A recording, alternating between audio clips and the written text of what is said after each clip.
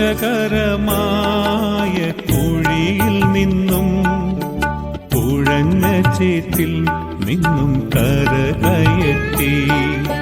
നാശകരമായ കുഴിയിൽ നിന്നും കുഴഞ്ഞ ചേറ്റിൽ നിന്നും കരകയറ്റി. ക്രിസ്തു എന്ന പാറമേൽ നിർത്തിയതോ ദൈവകൃപയാൽ, ദൈവകൃപയാൽ. ക്രിസ്തു എന്ന പാറമേൽ നിർത്തിയതോ ദൈവകൃപയാൽ,